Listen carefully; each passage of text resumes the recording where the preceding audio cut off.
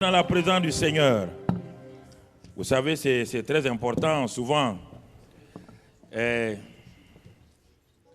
Dans nos assemblées, partout dans le monde, dans nos assemblées, les chères filles de l'assemblée ne trouvent pas des gens à leur dimension dans leur assemblée. Elles sont en train de regarder toujours au dehors les hommes, alors que non, tu as le meilleur prince à côté de toi. Tu as le prochain milliardaire du siècle à côté de toi. Parce qu'il est habillé comme ça, là, tu crois seulement que j'étais un wassa-wassa. Non. Non. Le mariage est une naissance. Quand on naît, tout le monde naît nu. Oui ou non? Mais attends, au bout de 25 ans, tu vois ce qu'il y a. Donc, votre mari est assis à côté de vous au nom de Jésus. Fille de Dieu, ayez le courage. Vous savez, il vaut mieux ne pas prendre un homme déjà accompli. Sinon, quand il sera accompli, quand il va commencer à se désaccomplir, tu auras des problèmes. Il vaut mieux prendre un homme avec qui il y a une croissance. Et vous vous élevez ensemble. Et vous avez les biens ensemble. Ça, c'est formidable. Ça, c'est très important, frères et sœurs. Et je crois que si vous faites cela, donc Dieu vous programme. Parce que si vous commencez ensemble, vous êtes sûr et certain d'aller loin. Ça, c'est important. Donc, ne regardez pas à gauche, à droite. Le gars que tu vois là, il ne ressemble pas à un champion. C'est un champion, hein. Il y a des champions qui deviennent des lampions. Non. Amen. Amen. C'est ça. Donc, regardez simplement. Nous rendons grâce à Dieu pour cette semaine, ces 3 jours du moins. Nous bénissons le Seigneur pour tout. Et nous allons commencer ce culte-là, matinal, simplement en méditant la parole de Dieu. Et comme hier, nous l'avons dit, nous avons parlé de la foi. Et ce matin, on va parler des héritiers par la foi. Nous allons parler sûrement du père de la foi. Et si nous sommes héritiers, cela veut dire qu'il y a un fils et un père de la foi. Et le père de la foi, ce n'est pas Dieu lui-même, non. Le père de la foi est un être humain. Le mentor de la foi, le leader de la foi, est un être humain appelé Abraham. Et puisque c'est notre Père, nous allons apprendre avec lui pas à pas comment est-il devenu le Père de la foi alors qu'il n'était pas Père de la foi. Comment est-il devenu Père de la foi? Et tu vas voir là le processus, comme on l'a dit hier, comment la foi est si simple si nous suivons simplement les voies de Dieu. Et pour cela, nous pouvons lire dans Hébreux 10, versets 35 à 39, une déclaration de Paul, un autre homme de la foi. Il dit « N'abandonnez donc pas votre assurance, à laquelle est attachée une grande rémunération. À toute assurance, il y a une rémunération. Toute assurance est payée. Toute assurance a une récompense extraordinaire. » Dit, n'abandonnez pas cette assurance-là. Parce que dans la foi, le premier élément de la foi, c'est la ferme assurance. Avant d'aller à la démonstration, il faut d'abord commencer par l'assurance. C'est pourquoi il dit, n'abandonnez donc pas votre assurance à laquelle, partout où il y a l'assurance, vous voyez, à l'assurance est attachée une rémunération. À toute assurance est attachée une rémunération. Donc cela veut dire que si je n'ai pas l'assurance, je ne dois pas m'attendre à une rémunération. Et la suite du verset nous dit, car vous avez besoin de persévérance. Assurance, j'attends une rémunération. Mais entre l'assurance et la rémunération, il y a des pas de persévérance. Des pas de persévérance. Pour aller vers où? Pour aller vers la rémunération. Le processus de la foi est si simple. J'ai un but. C'est le but de la rémunération. Rémunération dans quoi? Dans chaque domaine. Rémunération dans la guérison. Rémunération dans la fécondité. Rémunération dans la prospérité. Tout. C'est ça qu'on appelle la rémunération. Il y a une rémunération. Il y a un but. Il y a un objectif que je vise. Et tout commence par une assurance. Et cette assurance-là me permet maintenant, lorsque je rencontre des obstacles, de persévérer, de recommencer la même chose. Persévérer, c'est ça, recommencer le même acte, la même chose, même si ça ne marche pas aujourd'hui, je continue. Et la persévérance, il dit en ce moment-là, la suite du verset, regardons, quand tu prends la parole de Dieu, il faut la découper. Il dit, afin qu'après avoir accompli la volonté de Dieu, il a répété la même phrase, vous obteniez ce qui vous est promis. Assurance. J'ai une espérance d'abord. J'ai une espérance dans mon cœur. Mais Dieu me dit, l'espérance que tu vis là, c'est quelque chose de futur. Commence à avoir l'assurance. Quand tu as l'assurance, alors l'espérance là devient une rémunération. Ça va te donner le courage de persévérer. Parce que s'il n'y a pas de rémunération devant, tu n'as pas envie d'avancer. S'il n'y a pas de récompense devant, tu ne veux pas avancer. Donc c'est pourquoi il faut que tu aies une rémunération. Et cette rémunération s'appelle au début espérance. La foi est une ferme assurance des choses qu'on espère. Ça s'appelle d'abord espérance. Après, son nom devient rémunération. Quelque chose de réel que tu attends. Un objectif que tu vises. Mais tu dois commencer le premier pas dans l'assurance. Intérieure, l'assurance. Et quand tu continues, la persévérance. C'est pourquoi il dit dans Hébreux 11:6 que c'est par la foi et la persévérance qu'Abraham a obtenu tous ses résultats. Foi et persévérance. Alors, quand on voit ça, continuons la suite. Il est écrit il dit encore un peu de temps. Celui qui doit venir viendra et il ne tardera pas. Donc, là on te dit, ne t'inquiète pas. Si tu ne vois pas la chose se passer, il dit, il y a un élément de temps maintenant, on l'a vu hier avec les jeunes. Il y a un élément de temps. C'est pourquoi tu dois persévérer. Le temps là, le temps va venir. Il y a un temps dans toutes choses. Il y a le temps chronos, il y a le temps kéros, il y a le temps pléro. Le temps pléro va venir. Et quand il va venir, regardons la suite. Il dit encore, mon juste, c'est lui qui a été justifié. C'est pourquoi il y a l'assurance. On ne parle pas n'importe qui. C'est le juste. L'homme qui sait qu'il est devenu la justice de Dieu en Christ, 2 Corinthiens 5, 21. L'homme qui sait qu'il n'y a plus de condamnation en lui, Romains 8, verset 1. Et ensuite, Romains 8, verset 29, 30 et 31. L'homme qui sait qu'il n'est plus condamné, cet homme-là, il est dit, il vit par la foi. Ça veut dire quoi? Il fonctionne, il opère, il marche, il fait toutes choses par la foi.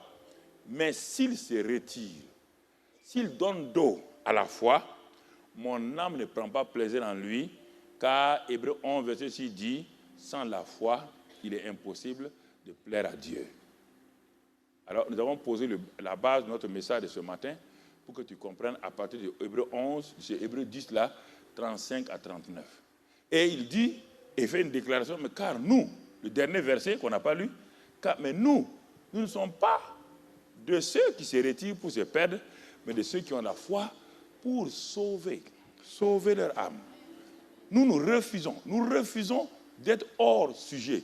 Nous refusons, avec cette assurance-là, cette persévérance-là, cette rémunération-là, nous refusons. Je déclare, je refuse d'être parmi ceux qui échouent. Je refuse de me voir dans l'échec. Je refuse de me voir mourir prématurément. Je refuse de voir ma famille se diviser. Je refuse, car je suis parmi ceux qui, par l'assurance, la persévérance, obtiennent les promesses.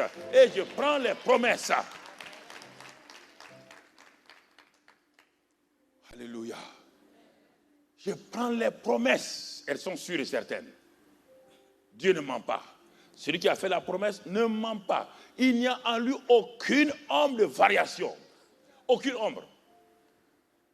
Il veille sur sa parole pour l'exécuter. La foi simple. Quand nous la comprenons comme Dieu comprend. C'est un don. On l'a vu hier, Romains 12, il n'y a pas un d'entre vous ici qui n'a pas la foi. Il a été donné à chacun d'entre vous. Mais vous ne l'utilisez pas. Ça, c'est le premier verset. Nous allons prendre l'étude de cas.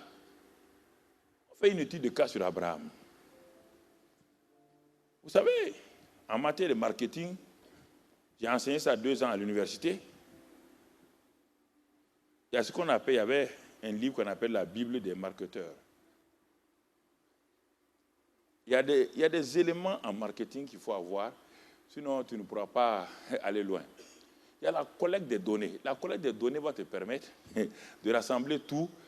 Et dans ça, quand tu as fait la collecte des données, il y a ce qu'on va appeler le brainstorming. Le brainstorming va te permettre de mettre en ébullition toutes tes pensées et tout, et de ça va sortir quelque chose. Et c'est ça, un objectif général. Mais un objectif général avec des sous-objectifs. Parce qu'il y a d'autres éléments que tu dois voir. Pour que, enfin, le produit que tu veux sortir, il y a la concurrence, il y a le prix, il y a tous ces éléments-là. Tu dois rassembler tous ces éléments-là pour te permettre à ton directeur commercial, directeur des produits, de placer le produit parmi les nouveaux produits et qu'il fasse une percée. C'est ça, mon frère. Quand tu arrives là, ce n'est pas un problème. C'est pourquoi c'est facile de faire le commerce si tu as la sagesse de Dieu. On ne copie pas les choses. Non. Tu regardes, donner un produit, c'est quoi? C'est d'étudier les besoins des gens. Quels sont les besoins? Tu étudies et tu sors le produit correspondant à leurs besoins. C'est pourquoi dans les supermarchés, ce que nous avons appris dans les b.a.-ba du commerce, donc de distribution, donc à l'université, c'est qu'on fait les produits les plus nécessaires. On ne les met pas devant les gens. Ce sont les produits nouveaux que personne ne veut qu'on met au niveau des yeux des gens. Et on les fait passer à la télévision. Et comme les bonnes femmes aiment ça, quand elles arrivent, dès qu'elles rentrent dans le magasin, elles voient quoi? Le produit. Si tu mets le nouveau produit qui n'est pas connu en bas, personne ne va se baisser. Mais les produits nécessaires, on les met en bas parce que tu es obligé d'acheter le savon, tu vas aller au fond. Et on met les produits les plus chauds là-haut. Mais à ton niveau là, on met les produits qui permettent, dès que tu rentres, tu te dis, ah, mais tiens, j'ai vu ça hier à la télé, je vais essayer. Et comme les femmes aiment essayer, elles essayeront toujours. Tant qu'il y a des femmes sur la terre, le commerce marche. Mais oui, le commerce marche, mon ami. Le commerce marche. Il y a des choses dans la vie chrétienne, il faut s'asseoir. Tu es un producteur de preuves. Assois-toi pour voir où tu veux aller. Ta vie là, où est-ce que tu l'as programmée? Tu l'as programmée dans quoi? Quelles sont les étapes de réalisation de ton produit, de ta vie? Quels sont les éléments, les obstacles? Comment les vaincre? Comment tu vas les vaincre? Quelles sont les capacités, les potentiels que tu as? Quels sont les éléments que tu regardes chez quelqu'un d'autre que tu veux prendre pour améliorer ce que tu n'es pas? Et c'est à partir de ce moment, tu construis ta vie maintenant des éléments que tu as en ta possession. Aucun maçon ne construit sans avoir placé des briques et tout. Ça, c'est important. Quand vous comprenez ces choses simples-là, votre vie devient facile. Ne croyez pas qu'en allant prier, il y aura des choses qui vont se passer. La prière est bonne, mais elle doit venir à un moment précis. La prière est comme une pluie. Si rien n'a été ensemencé, s'il pleut, si vous arrosez un terrain, c'est de l'herbe qui va sortir et des épines. Donc nous devons comprendre la foi là. Si nous la comprenons simplement, il y a une assurance en nous. Alors, dans cette étude de cas d'Abraham, on va voir d'où Abraham vient. N'oubliez pas que nous sommes dans la faveur divine et nous sommes dans l'héritage. Et nous sommes dans ce sujet-là depuis le début de l'année. Depuis l'année passée, vous êtes là-dedans, dans l'héritage. Et ce séminaire, on a dit, on va ajouter l'élément faveur divine. On va voir si cet homme-là a réuni tous ces ingrédients. S'il est le père de la foi, et qu'on ne trouve pas ce que j'ai dit hier, parler, agir, s'il n'y a pas tous ces éléments dans la vie d'Abraham, donc il n'est pas le père de la foi. Je suis un menteur. Si on ne trouve pas tout ce que j'ai dit depuis le début, là, la faveur divine chez Abraham, donc il n'est pas le père. Dieu a mis tout dans cet homme-là. Mais d'où cet homme-là vient? Il faut d'abord, on va aborder la faveur divine. La faveur divine, ça, on va l'aborder. Dans Josué 24, regardons d'où était cet homme-là. Josué 24. Et au verset 2 et 3. Josué 24, verset 2 et 3, il est dit, Josué dit à tout le peuple, ainsi parle l'Éternel, le Dieu d'Israël. vos pères, Térak, père d'Abraham et père de Nacor, habitaient anciennement de l'autre côté du fleuve et ils servaient d'autres dieux. Abraham n'était pas hébreu. Non. Abraham était un Irakien de l'autre côté du fleuve. Il n'était pas hébreu. Il n'y a pas de juifs encore. Il n'y a pas d'hébreu encore. Regardez un homme qui servait d'autres dieux que l'éternel Dieu. Ça, c'est la faveur divine. Un homme qui est de l'autre côté du fleuve, du mauvais côté du fleuve. Du côté où il y a l'adoration, du côté où il y a l'ignorance, du côté où il y a toutes sortes de magie, de sorcellerie. Il ne connaissait pas Dieu, il était de l'autre côté. Il n'était pas un candidat selon les hommes pour être l'instrument que Dieu a voulu faire de lui. Si les hommes devaient chercher quelqu'un, Abraham serait le dernier à être choisi. Mais la faveur divine choisit parfois ceux à qui vous n'attendez pas pour produire le programme de Dieu, car Dieu connaît le cœur des gens. Si vous comprenez ça, votre vie devient facile. Vous n'allez pas imiter quelqu'un, vous n'allez pas envier quelqu'un, vous n'allez pas jalouser quelqu'un. La jalousie vous vous montre que vous êtes dans l'insécurité. Toute jalousie est une expression d'insécurité intérieure et ensuite de complexe d'infériorité. Toute jalousie. Vous montrez simplement que vous êtes dans l'insécurité et vous êtes rempli de complexe d'infériorité. Vous avez beau dire quoi que ce soit, non, votre homme intérieur a des problèmes. Vous pouvez être bien habillé, vous pouvez être un grand patron, mais votre homme intérieur a des problèmes. Donc, cet homme-là, de l'autre côté du fleuve, un adorateur d'idoles, un homme qui ne cherchait pas Dieu. Vous voyez bien, frère? C'est étonnant, c'est ça la faveur divine, c'est ça la grâce de Dieu. Et le verset 3, je prie. Vous entendez maintenant? Ça, c'est important. Ne lis même pas le reste. D'abord, arrête-toi à l'expression « je prie ». Là, dans cette faveur divine, un élément va sortir, ce qu'on appelle la souveraineté de Dieu. De façon souveraine, il va prendre Abraham. Pourquoi? Parce que la faveur, la grâce et la souveraineté de Dieu sont à l'origine de toutes choses. Mais si on s'arrête là-bas aussi, on va se planter. Tout vient de Dieu par sa souveraineté et sa grâce, mais ce Dieu-là va demander à ce que toi, dans ce que tu as reçu, tu participes avec lui à l'accomplissement de son plan. Le grand Dieu du ciel a besoin de toi un être humain. Sans toi, tous les plans du ciel ne peuvent se réaliser sur la terre.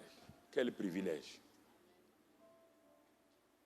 Tant que vous n'allez pas accepter ce fait-là, Dieu ne peut rien faire sur la terre sans l'homme, car Dieu a dit qu'il a créé la terre pour les hommes, il a créé les cieux pour lui. Dieu s'interdit d'intervenir sur la terre. C'est illégal pour Papa bon Dieu de venir sur la terre s'il ne vient pas sous la forme d'un homme ou s'il ne passe pas à travers un homme. C'est illégal. Satan va lui dire, tu es illégal. Vous devez comprendre ça. Non, Dieu croise les bras, Dieu va venir. Dieu ne viendra pas. Si Dieu vient, il vient sous la forme d'un homme ou à travers un homme. Toujours. Papa bon Dieu ne peut pas rentrer dans la sphère de la création. Il va tout détruire. Il est obligé de prendre une forme, un morphos, une morphologie. Il est obligé de rentrer dans un être humain, de se limiter dans un être humain pour que les hommes puissent le comprendre, pour qu'ils puissent parler avec eux, communier avec eux. C'est illégal pour lui de venir, de mettre un pied sur la terre. S'il fait ça, c'est terrible. Donc c'est pourquoi dans tous les siècles, il a toujours cherché un homme, une femme disponible avec qui il va travailler. Et quand il a dit que les yeux de Dieu parcourent toute la terre cherchant les hommes dont le cœur sont entièrement... Il est parti trouver un petit païen assis de l'autre côté du fleuve. Un petit païen. Mais quand il regarde son cœur, il dit, cet homme-là, je peux tirer de grandes choses à travers lui. Soit cet homme-là au nom de Jésus. Soit cette femme-là au nom de Jésus-Christ. Soit cet homme en qui Dieu peut investir en toi et il ne perdra pas son investissement. Ah oui. Il va investir en toi et il ne perdra pas. Il peut dire aux anges, je parie que cet homme-là, cette femme-là, dans lequel je vais investir là, je vais avoir de la rétribution. Je vais avoir une rémunération claire. Et il le prie. Vous voyez bien, je prie. La grâce souveraine de Dieu prend les hommes. Je le prie et je prie votre père Abraham de l'autre côté du fleuve et je lui fis parcourir tout le pays de Canaan. Vous voyez les verbes? Je lui fis parcourir tout le pays de Canaan et ensuite je multipliais sa postérité et je lui donnais Isaac. Dieu est arrivé à sa fin avec Abraham. Maintenant, Isaac, le témoin, l'héritier, va continuer à faire ce que le Père a donné. Et nous sommes dans la position d'Isaac ce matin-là. Qu'est-ce qu'Isaac a vu avec son papa? Qu'est-ce qu'Isaac a vécu? Et ce que je vais développer avec vous en tant que fils, puisque Abraham est notre père. Il est le père des incirconcis, le père des circoncis. Il est d'abord le père des incirconcis avant de le père des circoncis. Abraham a reçu Dieu quand il était incirconcis. L'incirconcision est venue plus tard. Quand Isaac est né, quand Ismaël est né, Dieu a dit de circoncire donc tous les mâles de sa famille. Alors, nous allons avancer. Il le prie. C'est Josué qui nous fait ce compte rendu. Retournons maintenant dans Genèse 12, quand il le prie là. Quand il le prie, il y a des choses que Dieu va faire pour qu'il n'y ait pas un mélange dans notre vie. Qu'il n'y ait pas de mélange. Parce que souvent, si 12, verset 1, l'Éternel dit à Abraham. Maintenant, jusqu'à présent, Josué ne nous a pas dit que Dieu a parlé à Abraham. On a dit qu'il prie, il le fit parcourir, il le multiplia. Ça, ce sont les actions de Dieu. Maintenant, on va voir la relation entre Dieu et l'homme qui a été pris. Ah, tu es cet homme-là qui a été choisi par Dieu.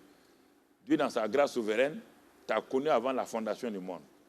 Dieu, dans sa grâce souveraine, t'a pris de l'autre côté du fleuve, du mauvais côté du fleuve, et t'a fait transférer. Colossiens 1,13 dit la même chose, non? Il nous a délivré de la puissance des ténèbres et nous a transférés dans le royaume du Fils de son amour. C'est ce qu'il a fait avec Abraham. C'est la même chose, textuellement. La Bible ne se contredit pas. L'Ancien Testament et le Nouveau Testament se complètent. Il l'a pris, il l'a transféré. Il nous a pris, il nous a transféré. Maintenant, c'est pourquoi. Il va parler, il va dire maintenant quel est son but. Jusqu'à présent, il ne nous a pas dit, on ne nous a pas dit pourquoi il fait ça. Maintenant, Dieu va s'adresser à toi personnellement. Il s'adresse à toi personnellement. Et il te parle personnellement. Il parle, toi qui l'as pris là, qui l'a délivré de la puissance des ténèbres et qui l'a transféré dans le royaume du Fils de son amour, en qui tu as la rédemption et la rémission des péchés, Colossiens 1, 13, 14. Dieu te parle maintenant. Il dit à Abraham. Voilà. Dieu parle. Dieu a un projet pour toi. Il dit, va-t'en de ton pays, de ta patrie, de la maison de ton père, dans le pays que je te montrerai. On a eu à aborder ça, votre pasteur a eu à aborder ça plusieurs fois, on ne va pas s'arrêter dessus. Il y a trois choses ici, trois dimensions. Pays, patrie et maison de ton père. C'est trois qualités de vie. Le pays, c'est en général ton origine là où tu es. Ta patrie, ce sont tes sentiments, tout ce qui est lié. Ça, c'est au niveau de ton âme. Pour la patrie, on est prêt à perdre son âme. Pour la patrie, on combat. Parce qu'il y a quelque chose de fort en nous, au niveau de la patrie. Et il dit maintenant, la maison de ton père. Ça, c'est ton esprit. Le pays, c'est le corps qui est visible. La patrie, c'est ton âme. La maison de ton père. Dieu habite en toi, la maison de ton père, c'est ton esprit. Dieu n'habite pas dans ton âme ni dans ton corps, il habite dans ton esprit. Il dit, parce que la maison de son père était une maison détruite. Parce que notre esprit est mort. Tant qu'on n'a pas une nouvelle création, notre esprit est mort. Nous sommes morts spirituellement. Donc Dieu dit, mais Abraham, si on doit marcher ensemble, il faut que tu quittes la mort. Tu quittes la mort, tu quittes les émotions négatives, ta patrie là, tes sentiments, tes émotions. Parce que tes sentiments tu as été moulé dans le négatif, tu as été moulé dans l'imagination négative, tu as été moulé dans les blessures, tu as été moulé dans des sentiments terribles. Il faut que tu quittes là-bas. Sinon, tu ne peux pas réussir. Sinon, ton patriotisme va t'arrêter quelque part. Ton âme va t'arrêter quelque part. Parce que l'âme joue des sales tours aux gens. Voici qu'un chrétien, il est content, il est converti en Christ. C'est son esprit qui est régénéré. Son âme n'est pas transformée. Et brusquement, au milieu de 15 ans de christianisme, vous le voyez, il commence à commettre des choses terribles. Tout le monde est choqué. Non, il ne faut pas être choqué. Il est retourné dans son ancienne patrie. Il n'a jamais été libéré de sa patrie, de son âme. Il a quitté son pays, l'environnement physique. Il a quitté là-bas. Mais il n'a pas quitté l'environnement sentimental et émotionnel. Il n'a pas quitté. 15 ans plus tard, il est rattrapé parce qu'il n'a pas fait le changement. Il n'a pas appliqué Romains 12, verset 2. Il a continué à se conformer, à se mouler au moule de ce monde-là, sans se départir pour connaître la volonté de Dieu, ce qui est bon, agréable et parfait. Il a continué à vivre dans ses propres émotions, dans sa propre volonté, dans ses propres désirs, et ça l'a rattrapé sur la route. Ça l'a rattrapé sur la route. Quand Dieu veut œuvrer avec nous, il fait la nouvelle création. Nous sommes une nouvelle création. Et maintenant, il dit, ok, tu es une nouvelle création, pour que ça puisse aller de l'avant, ton ancien patron là, qu'on appelle ton âme là, il faut qu'elle soit renouvelée, que les éléments de ton âme soient renouvelés, restaurés et renouvelés. Et ça va permettre, si ton esprit et ton âme sont en accord, ton corps sera contrôlé, car le corps n'est qu'un simple caméléon. Quand le caméléon va dans un environnement vert, il devient vert. Quand il est dans un environnement rouge, il devient rouge. Donc c'est ton esprit, ton âme qui contrôle ton corps. Parce que si spirituellement tu es en bonne santé, en bonne relation, alors ça agit sur ton corps. Mais on le voit aujourd'hui, le monde est stressé. C'est ça qui amène des nouvelles maladies qu'aucun comprimé ne peut soigner, qu'aucune opération ne peut soigner. Les maladies venant du stress sont des maladies qu'on ne peut pas soigner dans les hôpitaux. Impossible. Et ça détruit des hommes. Dans l'Occident, là, il faut prendre les livres. Ça détruit des hommes et des femmes comme cela. Ça les détruit en grand nombre.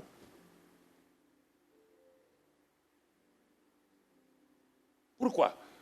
Par le stress qui crée un problème sur votre âme, et votre âme n'étant pas bien équilibrée, votre esprit étant faible, parce que vous êtes un bébé spirituel, alors vous avez des problèmes. Votre corps subit, alors que le corps, il est limité. S'il est sous pression en permanence, il éclate. C'est pourquoi la tension monte, c'est pourquoi il y a plein d'irrégularités et que les médecins ne peuvent pas contrôler. On te dit, bon, on va faire ça, on va faire ça. En réalité, il ne peut pas contrôler parce qu'il y a un problème qui est intérieur à toi. Quand le stress baisse, tout de suite là, tout le corps rentre dans le repos.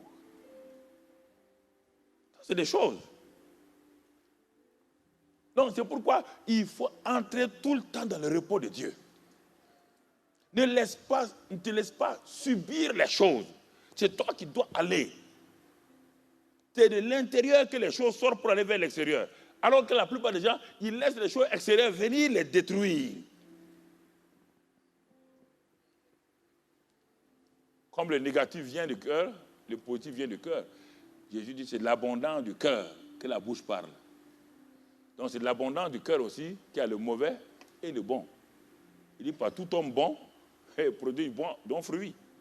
C'est cela, c'est de ça que Dieu parle à Abraham ici. Parce que si tu ne quittes pas ça là.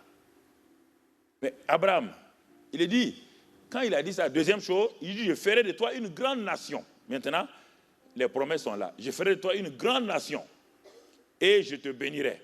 Je rendrai ton nom grand et tu seras une source de bénédiction. Formidable. Tout ça, ce n'est pas pour Abraham seulement, c'est pour toi et moi. Et je bénirai ceux qui te béniront, je maudirai ceux qui te maudiront. Ce n'est pas la peine de maudire les gens. Si tu es de la nouvelle création, quiconque te maudit reçoit sa malédiction. Tu n'as pas besoin de t'arrêter pour mal parler. Ne parle pas mal aux gens. Ne les maudis pas. Laisse tomber. Dieu te dit clairement, si tu as quitté l'autre côté du fleuve et tu es du bon côté du fleuve là, quiconque te bénit sera béni, quiconque te maudit sera maudit.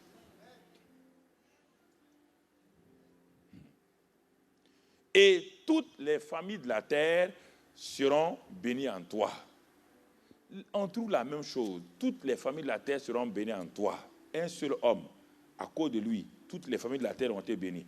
Le fils de cet homme-là, le fils spirituel s'appelle Jésus. Il s'arrête et dit la même chose. Si tu reçois la foi d'Abraham, si l'Esprit Saint en toi, le monde entier, tu dois être témoin dans le monde entier et tout le monde entier doit connaître Dieu à travers toi. Et là, tu refuses. Ce que Dieu a donné à Abraham, il nous l'a donné à nous.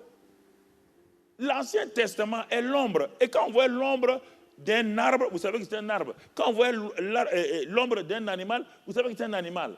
Ça veut dire qu'un animal est en train de venir. La réalité n'est pas venue. Parce que l'ombre est représentatif de la réalité.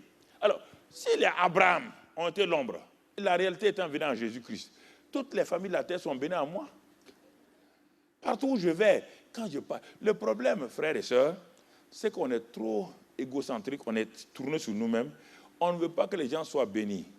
Et plus les gens sont bénis par toi, plus ta bénédiction augmente. Plus ta bénédiction augmente.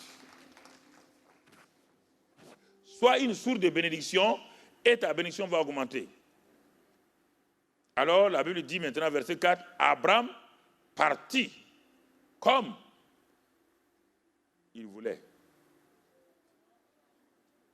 Comme qui? Comme l'Éternel le lui avait dit.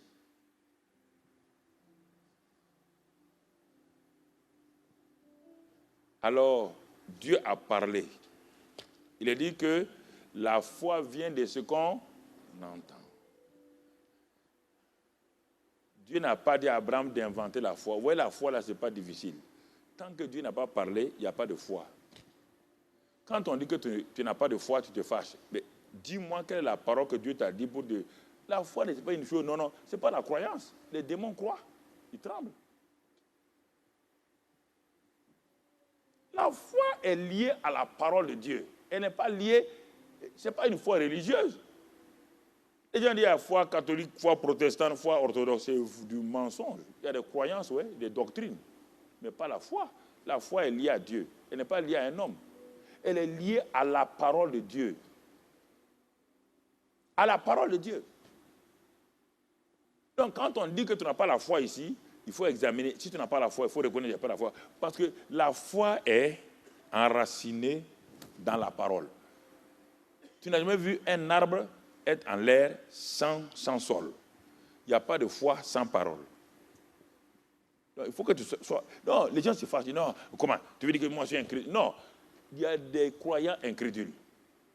Les Nazaréens étaient des croyants incrédules. Parce que la foi, ce n'est pas un acquis qu'on a et qu'on utilise comme un vœu. Tout de suite, devant cette situation-là, une parole est donnée.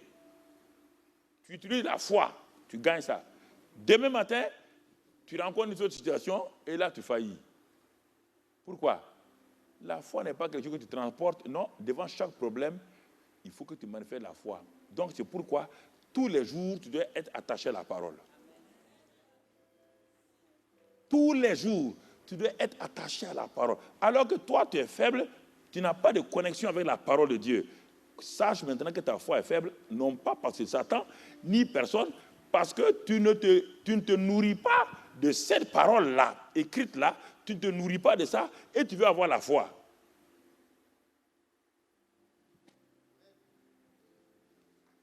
La Bible même est un livre étranger. Ta Bible, là, tu l'as depuis 5 ans, quand on regarde, on dirait une Bible neuve. Chaque année, je change de Bible. Parce que ma Bible est remplie de révélations. Est remplie de révélations. Tous mes messages, c'est là que Dieu me donne et j'écris. J'ai des piles de Bibles comme ça. Chaque année, j'ai une nouvelle Bible.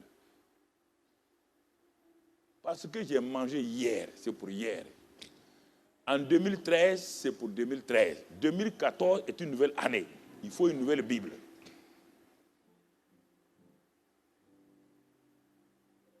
Ne sois pas sentimental lié à ta Bible là. Ne la mets pas sous ton oreiller. La Bible n'est pas un oreiller. La Bible, non.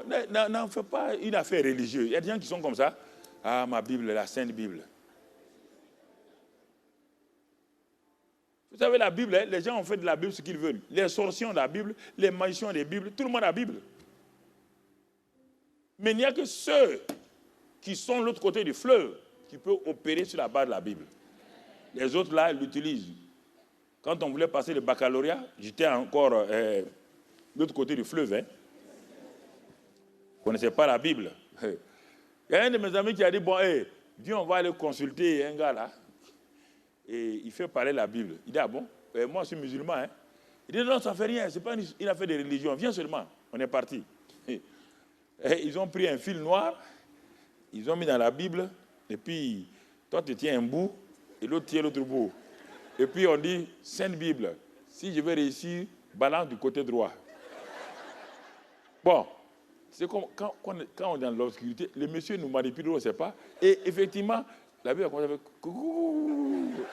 Est-ce qu'une Bible bouge? On nous prend nous aimons les choses mystérieuses, nous aimons les choses bizarres. C'est normal. Lui, il tient l'autre bout, moi, je tiens l'autre bout. Moi, je ne bouge pas. Mais lui, il sait, il a manipulé pendant des années, il a eu une technique. Il a fait bouger la Bible. Mais sa main ne bouge pas, mais la Bible bouge. Pour moi, oula, c'est fort ça. Sa main ne bouge pas, mais la Bible bouge. C'est comme ça, les escrocs.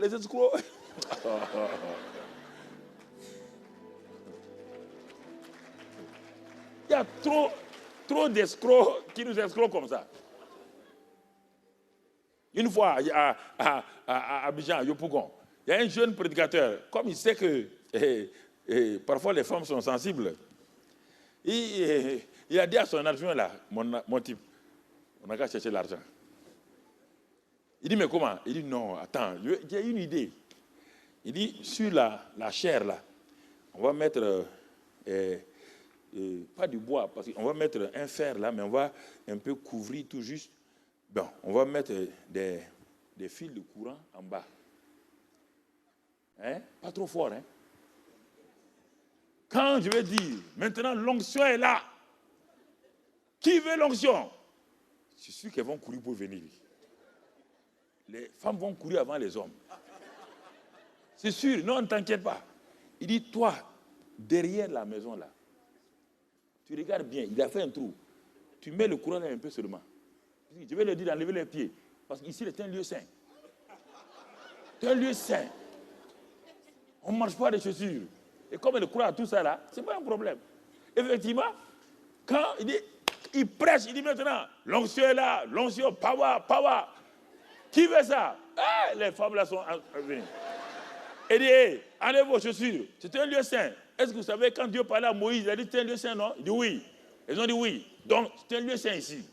Montez, monte ma soeur, monte. Maintenant, attends, je vais prier. En ça, il regarde le type là-bas. Il dit, 2, 3, 4, feu. Et le type là, il me fume. Il y a l'onction.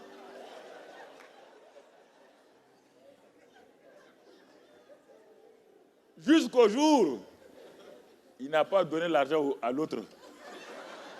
L'autre a dit, je vais te dénoncer.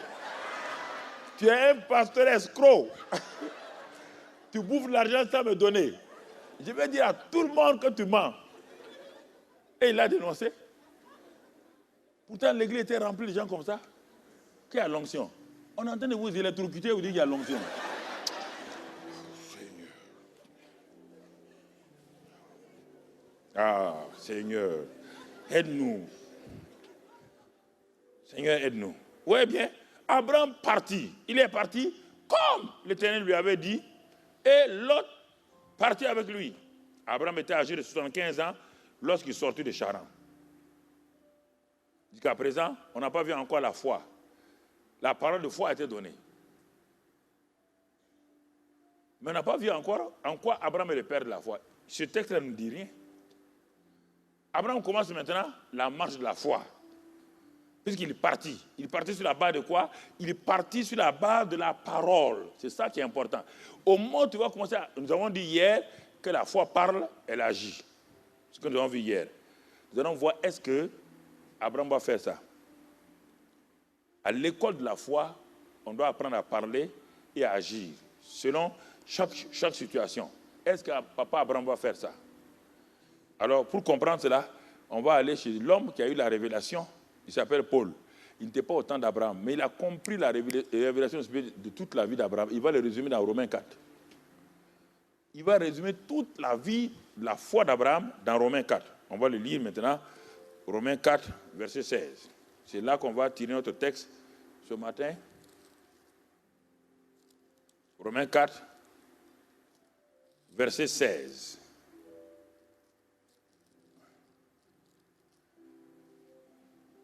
Il est écrit là-bas que c'est pourquoi les héritiers le sont par la foi.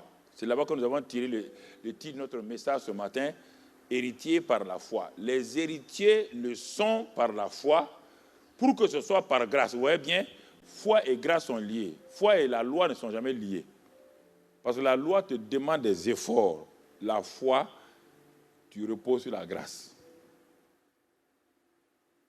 Donc, il est dit, pour que ce soit par grâce, afin que la promesse soit assurée à toute la postérité, non seulement à celle qui est sous la loi, mais aussi à celle qui a la foi d'Abraham, notre Père, à tous, selon qu'il est écrit. Le verset 17 est important. Ce verset 17-là correspond dans la vie d'Abraham à quelle partie de la vie d'Abraham? Est-ce que quelqu'un peut me dire ça? Abraham a commencé dans Genèse 12.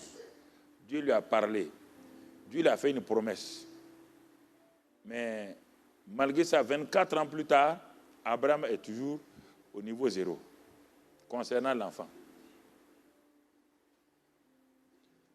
Maintenant, cette partie de Romains 4, 17, Paul n'est pas retourné à Genèse 15.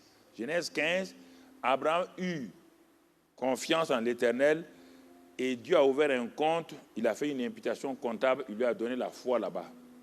Mais regardez, Genèse 16 a annulé toute la foi d'Abraham. Genèse 15, il est dit que quand Dieu a dit à Abraham de sortir, je vous ramène ça pour vous rappeler, le combat de la foi est quelque chose d'important que vous devez saisir.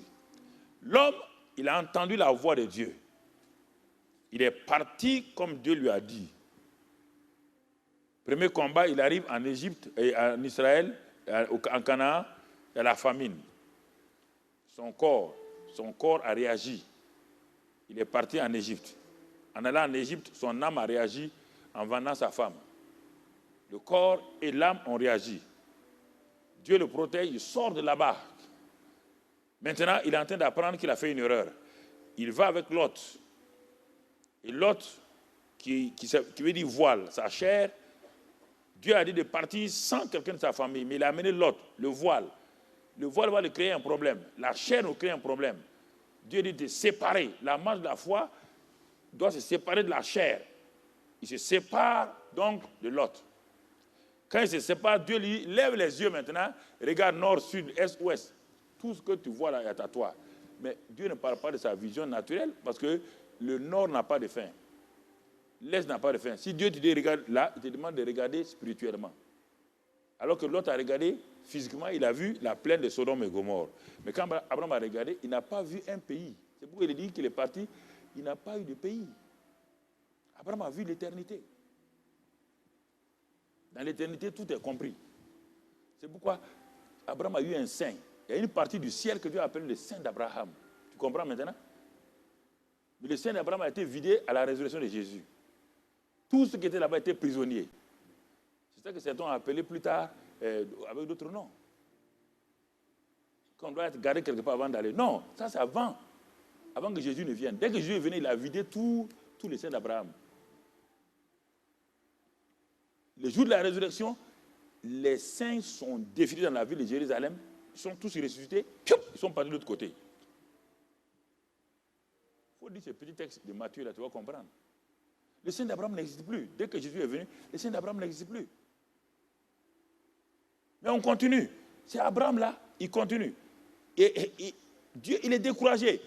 Et dans la main de la foi, il y a des temps, quand on est népios dans la foi, il y a ce qu'on appelle le temps de découragement. Il était découragé, il était couché un jour, et il y avait sa tente au-dessus de lui.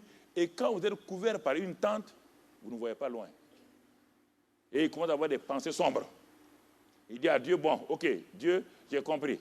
Élisée de Damas, mon serviteur sera mon héritier. Dieu dit non. Il faut que l'héritier vienne des entrailles de Sarah, ta femme. Dieu dit, sors de ta tente. Il y a des moments où Dieu veut que tu sortes. Parce que les pensées obscurantistes que tu mets sur toi là, c'est ta tente comme ça. Ça t'empêche d'entendre, de voir la gloire de Dieu. Dieu dit, sors de ces situations. Sors de ton âme. Il sort, Dieu dit, lève les yeux. Il lève les yeux, il dit, regarde les étoiles. Il dit, compte-les, si tu peux les compter. C'est un exercice spirituel, ce n'est pas physique. Compte-les. Quand il a commencé à compter, à un moment donné, Dieu dit, ok. Dieu dit, tu as vu, non? Ta postérité? Il dit, oui. Et Abraham eut confiance en l'Éternel. La Bible dit, Dieu le lui imputa à justice. Il quitte cet endroit dans la joie, mais il n'est pas un homme enfermé encore. Il rentre chez lui et il trouve maman et Sarah à la porte qui l'attend. Il dit, oh, chérie, Dieu m'a parlé. Alors, vous voyez deux personnes. L'un vient d'avoir une révélation, l'autre est assise à la maison, dit Dieu m'a parlé, car Dieu m'a rendu stérile. Il y a l'homme qui vient de saisir la vision. Il a vu tous ses enfants, sa postérité. Il est heureux, il est content, il court pour aller annoncer à sa femme. Le diable a préparé Sarah. Dès qu'il arrive, avant qu'il ouvre sa bouche, il dit non, mon gars, Dieu m'a rendu stérile. Et deuxièmement, rapidement, avant qu'il parle encore, j'ai compris. Quand je méditais aujourd'hui là, j'ai reçu une parole. Dieu m'a dit, c'est Agar. Le vieux Abraham, depuis longtemps, il regardait Agar. Il a oublié tout. Il a oublié les pensées de Dieu. Il dit, ah bon, la jeune fille ronde là, tu me la donnes. Sarah dit oui. Il dit, ah bon, tu es sérieux? Il dit oui. Ah bon? Il dit merci. Je n'ai même vu une femme aussi gentille que toi. Ah! La fille que l'homme regarde depuis longtemps là, maintenant toi, tu prends ta cadeau, tu lui donnes. Voilà le problème. Les batailles ont commencé. Le combat de la foi, si c'est mêlé par la chair, des pensées, ça amène des combats terribles. Et un fruit va sortir. Ce fruit-là, jusqu'aujourd'hui, ça continue. Le combat de la foi, il faut savoir s'arrêter, examiner. Quand ça ne va pas, il ne faut pas se laisser. Parce que Satan veut te donner des solutions. Il est tout le temps là de te dire des solutions. Non, non, tu peux faire comme ça. Il n'y a pas deux plans. Dans le combat de la foi, il n'y a pas deux plans. Si tu as échoué, arrête-toi là-bas. Laisse Dieu venir te trouver là-bas et recommence à marcher avec lui. Hein? Reste là-bas. Et Dieu viendra. Dieu viendra te trouver et vous allez continuer ensemble. Si tu quittes la route de Dieu, tu vas dans un sentier là, tu vas rencontrer des choses là-bas qui vont te créer des problèmes. Et c'est en ce moment-là, Dieu ne parlait plus à Abraham. Combien d'années? Il a 13 ans. Dieu revient dans Genèse 17 et dit, bon Abraham, je vais te dire une chose, je m'appelle El Shaddai. C'est un nom que tu ne connais pas, je vais te le dire. Ce n'est pas Dieu tout puissant seulement, Dieu tout suffisant ayant la mamelle d'une mère. C'est ça El Shaddai. Tout suffisant, je n'ai pas besoin qu'on m'aide. Dans la marche de la foi, j'ai besoin de ton obéissance et non pas de ton aide. N'essayez pas d'aider Dieu pour accomplir les choses. Participez simplement, soyez son partenaire. Il est suffisant en tout. Il te demande, voici, marchons ensemble. Il dit maintenant, voilà, j'étais établi, j'ai fait une nouvelle alliance avec toi, j'étais établi père d'une multitude de nations. Et je vais changer ton nom, je vais te donner une nouvelle identité. Ton nom ne sera plus Abraham, je vais mettre dans ton nom le nom d'Abraham. En hébreu, il y a le nom même de Dieu. Il a inclus le Ham que vous entendez là, simplement Abraham. Il y a simplement un H en français, mais ce H là, c'est le nom de Dieu. Dieu fait alliance avec toi. C'est ça la nouvelle création. Dieu fait alliance avec toi et il fait alliance avec Sarah. Il dit maintenant, à partir de maintenant, les nouvelles choses vont commencer. C'est à partir de là que Romains 4, là, c'est à partir de Genèse 17 que Paul va se baser parce que maintenant, Abraham est entré dans une phase de maturité. Il a quitté la phase de népios. Il va entrer maintenant dans le ouios. La nouvelle création ouios, pas népios. Mais ouios. Et en ce moment-là, Dieu vient lui rendre visite dans Genèse 18 avec des anges. Dieu dit qu'il est un ami de Dieu. Dieu ne veut rien faire sans révéler à Abraham ce qu'il va faire. C'est de ça que Paul parle dans Romains 4. Paul prend à partir du verset de Genèse 17 là, il dit aussi au Romains 4, 17, j'étais établi père d'un grand nombre de nations. C'est de ça que votre pasteur vous parle comme héritage là. C'est-à-dire qu'il y a un héritage qui est déjà là. Je t'ai établi, père. Voici ton héritage. Tu es père d'un grand nombre de nations. Voilà ton héritage. Voilà ton héritage. Mais cet homme à qui on parlait là, avec Sarah, il n'a même pas un enfant. Et Dieu lui parle, il dit, d'un grand nombre de nations. Voilà ton héritage, Abraham. Tu es père d'un grand nombre de nations. Tout commence là. Et Paul va nous montrer comment ça va se passer. Alors, si notre père a fait comme cela, le fils, tel père, tel fils, dans 1 Jean. Regardons ce que papa Abraham a fait pour que tu puisses savoir, tu es fils d'Abraham par la foi en Jésus-Christ. Alors, comment la foi opère ici? Si tu vas dans Genèse là, tu ne verras pas. C'est Paul qui a eu la révélation comment la foi opère de façon parfaite. Et il nous donne ça ici. Premièrement, cet homme qui a été établi père, il a été établi, pas un futur. Hein. Pour Dieu, Abraham est déjà père d'un grand nombre de nations. Pour Dieu, tu es déjà héritier et tu as un héritage. Ne regarde pas physiquement aux choses. Abraham n'a pas un enfant avec Sarah. Il n'a pas d'enfant avec Sarah. Mais Dieu déclare, quand Dieu déclare une chose, la chose est déjà faite. Elle est accomplie. Quand il dit par ses meurtrissures vous êtes guéri, tu es déjà guéri. Même si les symptômes sont là. Même si les symptômes sont là. Un homme avait un cancer à la face. Le cancer a grossi comme une grosseur, tout ça là, une grosseur. Les médecins ont dit on ne peut pas opérer. Si on opère, c'est fini. Parce que ça va envahir tout le corps.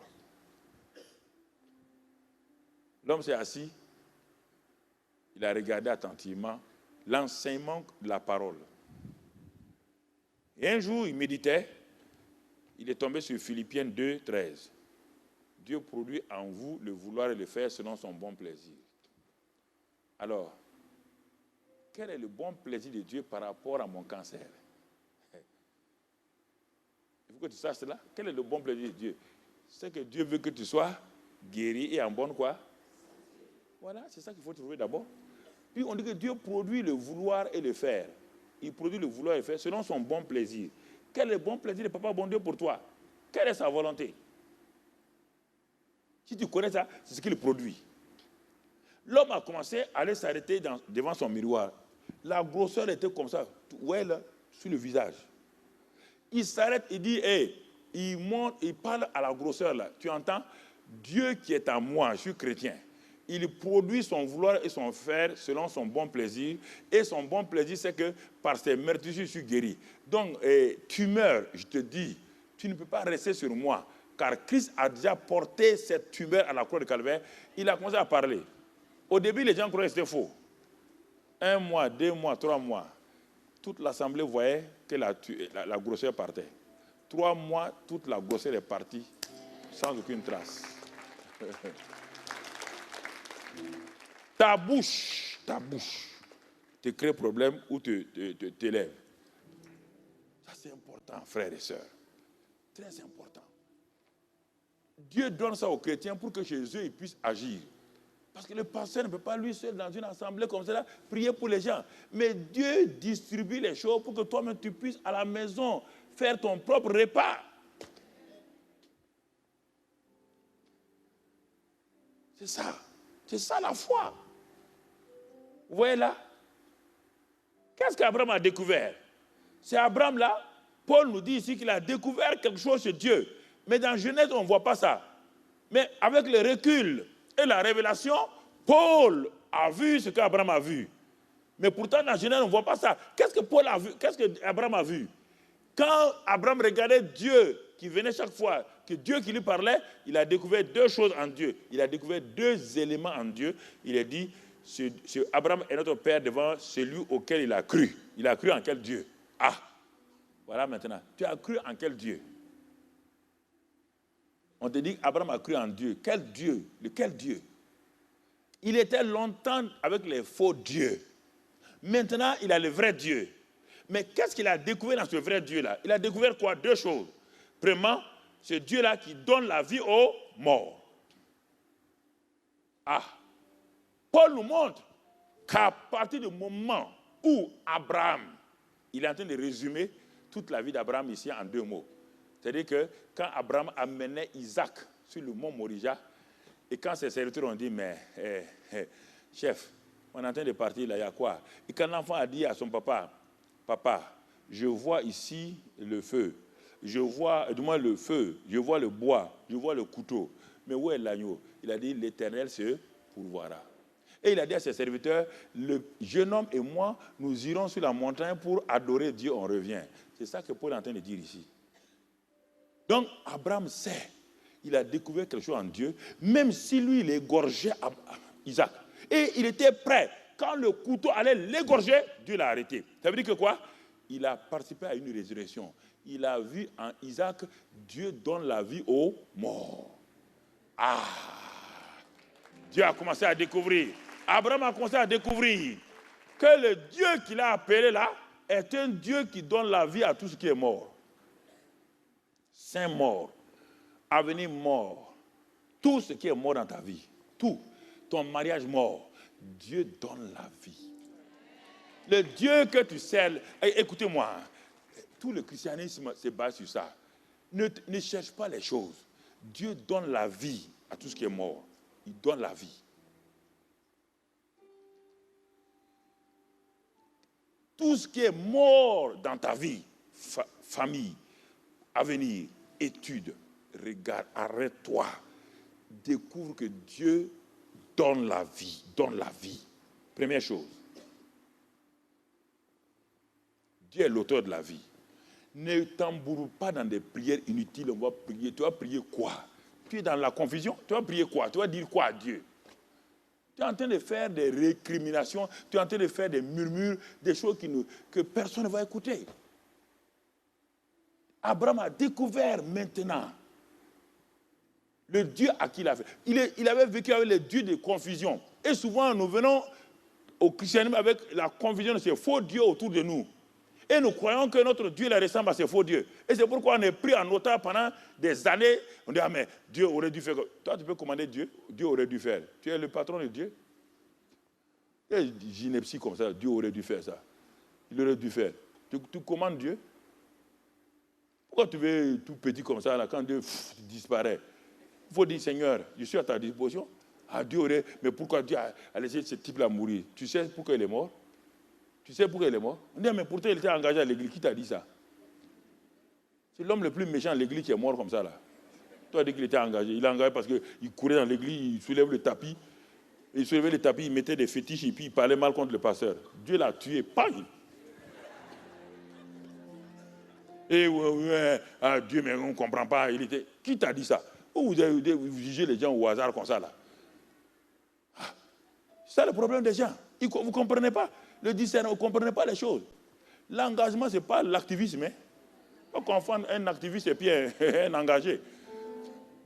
Pas le confondre, c'est deux choses différentes. Donc, vous voyez là, Dieu donne la vie aux morts. Ça s'est ancré en Abraham. C'est ça l'assurance. L'assurance. Donc, tout ce qui est mort, le sein de Sarah, tout ce qui, on va le voir tout à l'heure là, ce que je te dis là, il va le faire. Il va le démontrer sa foi. Deuxième chose, il a découvert en Dieu quoi? Que Dieu appelle les choses qui ne sont point comme si elles étaient. Ah, Dieu a commencé à appeler, il a dit que l'enfant qui venait s'appelle qui? Isaac. Il a commencé à appeler Isaac alors qu'Isaac n'existait pas. C'est ça. Il appelle les choses qui ne sont point comme si elles existaient. C'est pourquoi Dieu a dit à Abraham et Sarah, l'enfant là qui va naître s'appellera Isaac. Commencez à dire Isaac. Commencez à parler, appelez-le. Ah mais pasteur, il n'est pas encore là, misérable. Appelle-le. Il n'est pas encore là. Il n'est pas encore là, comment ça? Une femme est venue, c'est pasteur, il est assis ici, mon mari va me divorcer avec moi parce que je n'ai pas d'enfant. Il dit, ah bon, tu n'as pas d'enfant? Toi, n'as pas d'enfant. Tu es sûr? Dieu a dit à Adam et Ève, soyez féconds. Il a dit, sauve-toi. Montre-moi le verset où il a dit, sauve-toi là. Il dit, mais pasteur, il faut me comprendre. Je ne te comprends pas. Moi, je comprends Dieu. Le pasteur ne comprend pas les gens. Je te comprends, moi, je comprends Dieu. Je ne comprends pas tes problèmes. Je lui ai dit, ce soir-là, tu quittes le séminaire là. Ton mari là, lui, il est banquier, elle aussi, elle est banquière. C'est le féminin des banquiers. Ça, c'est mon vocabulaire. Il faut prendre ça. Souvent, il faut marquer ça. Et j'ai dit, cette nuit-là, tu vas le trouver à la maison. Dis, il a fait chambre séparée. Je vais dormir dans ta chambre là. Elle est partie, il a dit, ah, ce Karambira encore, il voudrait laver le cerveau. Ah bon, il a dit de faire quoi? Non. Il a dit, il est venu dormir dans ta chambre. Il dit, ok, de toute manière, j'ai posé les papiers pour le divorce. Je te donne 1 mois. Si votre Dieu est là tout le temps en train de vous flatter, prendre vos dîmes et vos offrandes. Les gars, le ventre de ton passé, il est gros comme ça. Donc, il bouffe vos dîmes et vos offrandes là. Les gens sont méchants, hein? Mais pourtant, quand ils me voient en vidéo, ah, pasteur, pasteur. Et moi, je sais qu'il a dit que mon ventre est gros.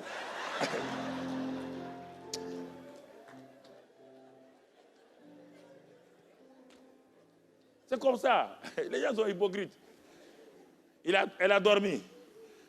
Le lendemain encore, le séminaire, il dit, va dormir. Deuxième nuit, elle a dormi. Il dit, ça suffit, là, laisse. Dieu a travaillé. Il dit, pasteur, je ne sens rien. Il dit, mais tu sens quoi? Tu veux sentir quoi?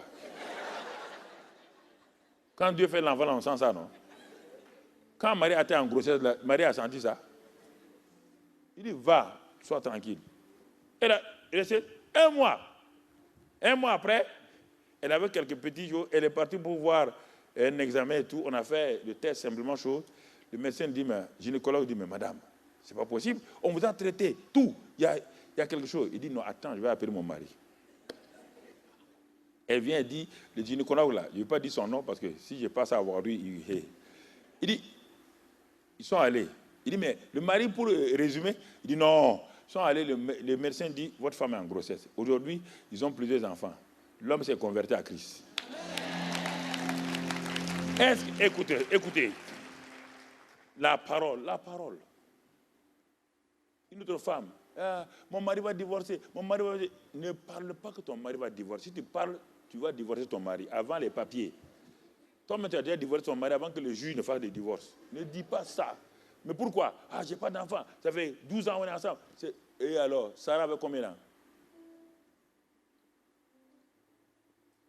Qu'est-ce que tu veux? Ah, pasteur, je veux un enfant. Bon, prépare deux comment on appelle, les 2 berceaux, jumeaux. Pasteur, un c'est bon, jumeaux. Tu vas rattraper ton temps, jumeaux. Les gens croient que c'est amusement. Écoutez, quand je dis ça là, je parle de la part de Dieu. Je ne m'amuse pas. Jumeaux. Elle est partie, elle a fait 2 berceaux posés. Le mari vient, Il dit, ah bon, tu vas aller offrir des cadeaux aux gens? Il dit, non. C'est des berceaux pour mes enfants. Il dit, ah, pasteur Karambé, on doit l'arrêter. Non, on doit l'arrêter. Parce que ce gars-là, il est en train de détruire les foyers. Comment une femme si intelligente que toi, diplômée, tu vas aller faire 2 berceaux alors que tu n'es même pas enceinte? Et le docteur a dit que tes trompes sont fermées. Trompes fermées. Dieu a débouché la mer rouge. Il peut pas déboucher les trompes. Pourquoi les gens sont comme ça? Pourquoi les gens sont comme ça?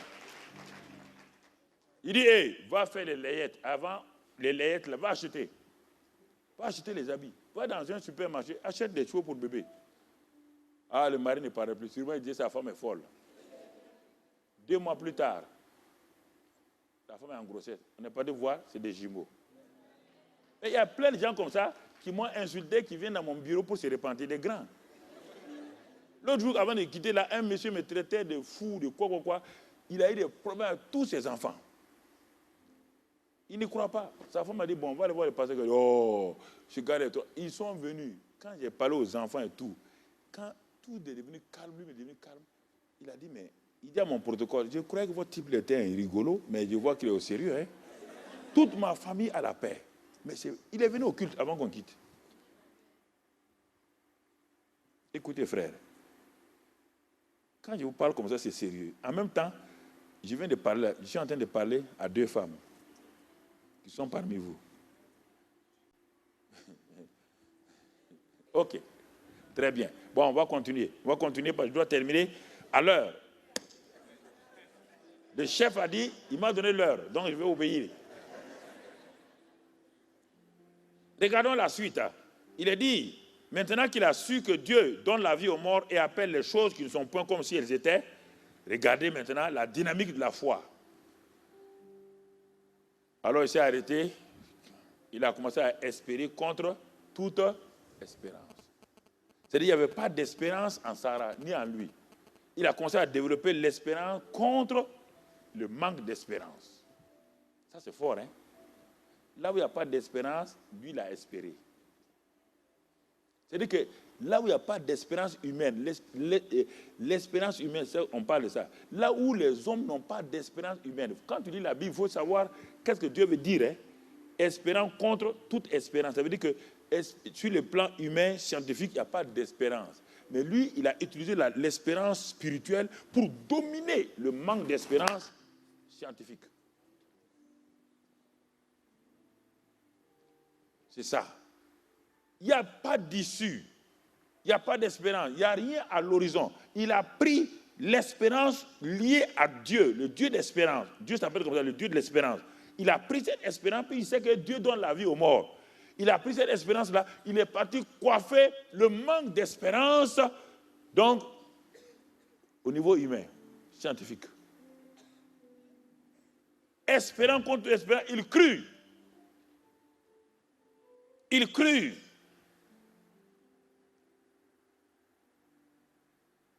En sorte qu'il devint père d'un grand nombre de nations, selon ce qui lui avait été dit, telle sera ta postérité. Il a commencé d'abord par l'espérance. Parce que la foi est une ferme des choses qu'on... Alors, si tu n'as pas, si l'espérance n'est pas claire, si c'est flou, tu as un problème. Lui, il a scellé l'espérance là clairement. Il a dit à sa femme, il y a de l'espérance. Nous allons partir, il y a de l'espérance qu'on ait un enfant. Premier pas. Deuxième pas, il a dit, et sans faiblir dans la foi. Comment je peux ne pas faiblir dans la foi? On te donne le résultat ici. Quand Dieu parle, il te donne la solution. La solution est devant toi. Comment on ne faiblit pas dans la foi? C'est en ne considérant point que son corps était déjà usé, puisqu'il avait près de 100 ans, et que Sarah n'était pas en état d'avoir des enfants. Voilà comment on refuse de considérer, de prendre en considération les choses physiques, les choses que tu vois à tes yeux. On ne les nie pas. Nier et considérer, c'est différent. Il y a des gens qui nient. Non, je ne suis pas malade. Je suis pas malade. Tu es malade. Ne dis pas que tu n'es pas malade, tu es malade. Mais appuie-toi sur la parole. Nier quelque chose et ne pas considérer quelque chose, ça veut dire quoi? La chose est là, mais tu prends une autre chose supérieure pour contrôler la première. La loi de l'aérodynamique contrôle la loi de la gravitation, la loi de la pesanteur. C'est ça qu'on te dit.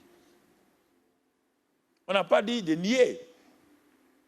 Il y a des gens qui nient. Non, je ne suis pas malade. Je ne suis pas malade. Tu es malade. Tu es malade. Mais maintenant, ne mets pas tes yeux sur la maladie. Proverbe 4, 20 dit quoi? Il dit que tes yeux soient fixés sur la parole. Fixe tes yeux sur la parole. Fixe tes yeux sur la parole. Et mets-la dans ta bouche. Josué 1, 8 et Proverbe 4, 20 jusqu'à 22. Parle, parle, regarde et parle. Il ne considéra point que son corps était déjà usé et puisqu'il a près de 100 ans et que Sarah n'était plus en état d'avoir des enfants. Il n'a pas considéré. Il n'a pas regardé les rides de Sarah. Il n'a pas regardé sa faiblesse. Il n'a pas comptabilisé. Il a refusé d'ouvrir un compte et de créditer cela. La plupart des chrétiens sont des comptables. Et ils ouvrent tout le temps des comptables où tout est débit. Une comptabilité avec débit, c'est la faillite. Pourquoi vous ne créditez pas? Créditez la parole de Dieu pour contrebalancer les débits de la parole de Satan. N'oubliez pas une chose, Satan est le Dieu des passés ratés. Satan, c'est le Dieu des passés ratés. Il aime te rappeler les passés ratés. Jésus-Christ est le Dieu du présent parfait, du futur glorieux et du passé effacé.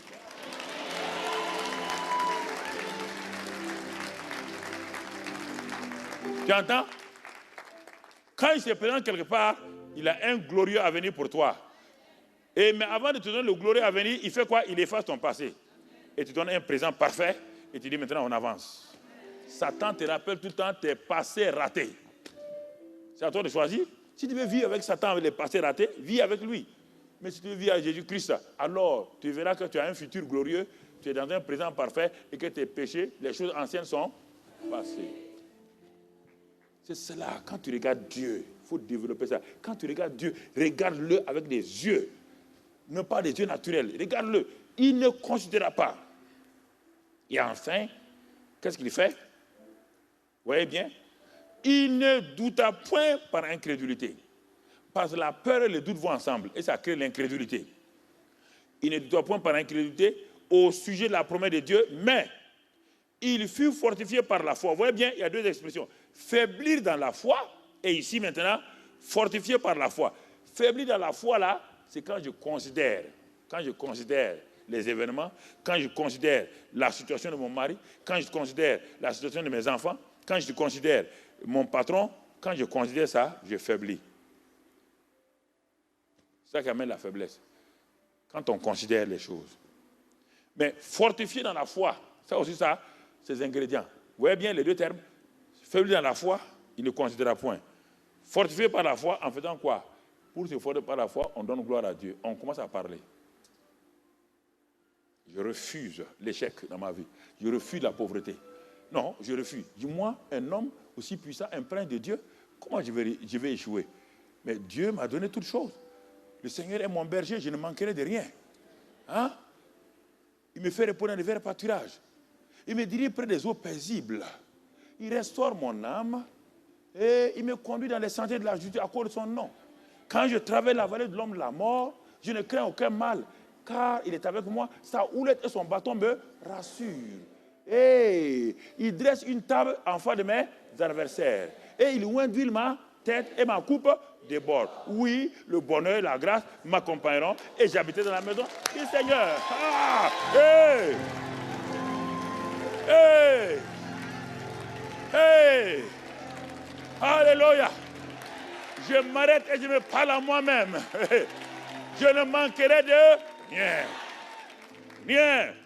Satan, menteur comme ça. Menteur, menteur, menteur, menteur. Je ne manquerai de rien. Il est mon berger. Ah! Quand Satan entend ça, il met sa vienne queue entre tes têtes et puis il s'en va. Mais si tu t'arrêtes, oh pauvre de moi, ah, encore aujourd'hui, Une journée noire. Toi-même, tu es déjà noir.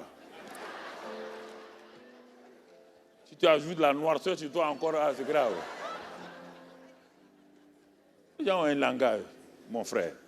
Hein? Il fut fortifié par la foi, donnant gloire à Dieu. Il donne gloire à Dieu. Il donne gloire à Dieu. Donne gloire à Dieu.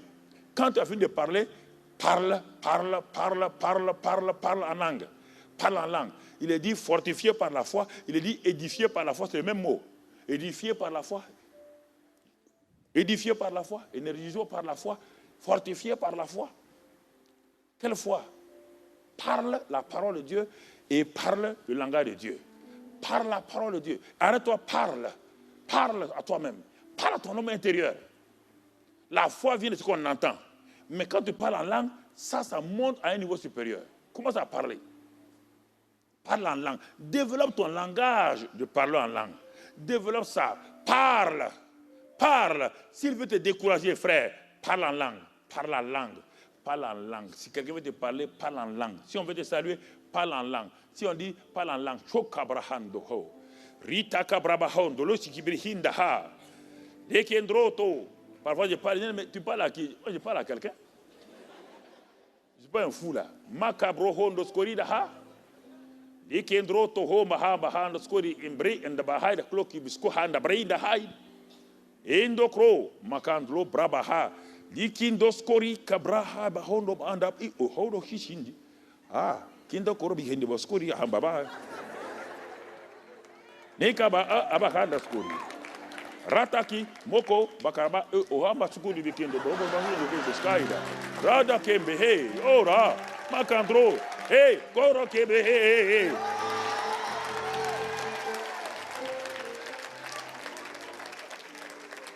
Je m'édifie moi-même. Alléluia.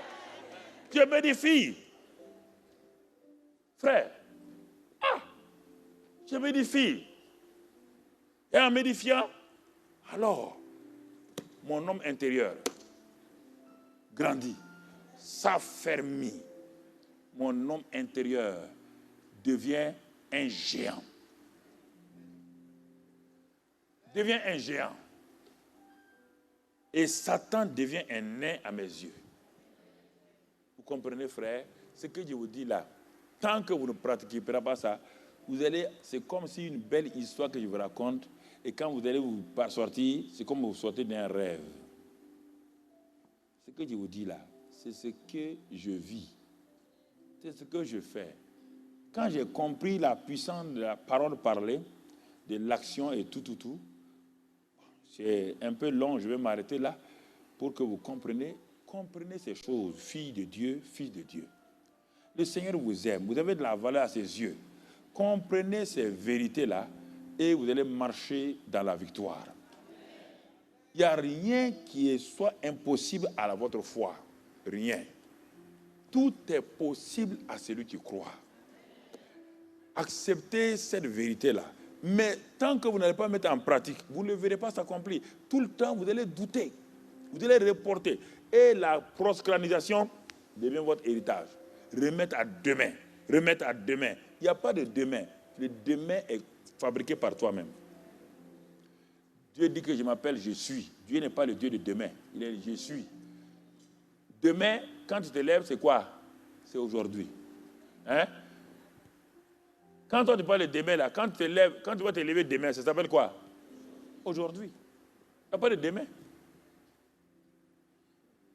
Crée ton présent maintenant. Crée ton présent.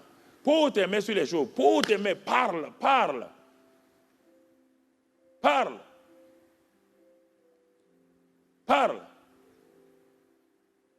Ma voiture ne démarre pas. Il n'y a pas quoi.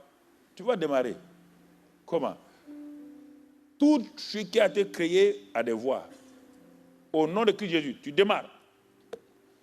Il y a des choses que je fais, ça peut être la folie pour les gens. Mais si tu ne fais pas ça, ton essence est finie en pleine brousse. Si tu ne parles pas de ta voiture, tu vas faire quoi? Mon ami, un dernier témoignage pour terminer. Mon ami, il voyageait brusquement, il a une panne en pleine brousse. J'avais enseigné ces choses-là. Il a une panne. Son pneu arrière, là, dégonflé. Il s'arrête, il voit, il n'a pas de pneu de rechange. Il a commencé à murmurer. Il s'est rappelé qu'on peut parler. Il a regardé s'il n'y a personne autour de lui. Mais c'est à lui de choisir. Il est en pleine brousse. S'il reste là-bas, quelque chose peut lui arriver. Un animal peut venir l'attaquer. Qu'est-ce qu'il a fait? Il est parti là, il a posé, il s'est baissé, il a posé la main sur la roue dégonflée là. Il dit, roue maintenant, au nom de Christ Jésus, je commande que tout ce qui est défaut, maintenant, je te commande que maintenant, tu reviennes, tu sois rempli d'air. Et puis il a posé sa main, il n'ouvre pas les yeux. Écoutez-moi, frère, il s'appelle Richard. Quand il a levé les mains, il a vu, comme la route était là. Toute sa vie a changé. Non, tu n'applaudis pas parce que tu ne crois pas. Écoute-moi, hein, je suis un homme intègre. Je ne vais jamais venir te faire de la flatterie. Je n'ai aucun intérêt. Aucun intérêt de venir te mentir.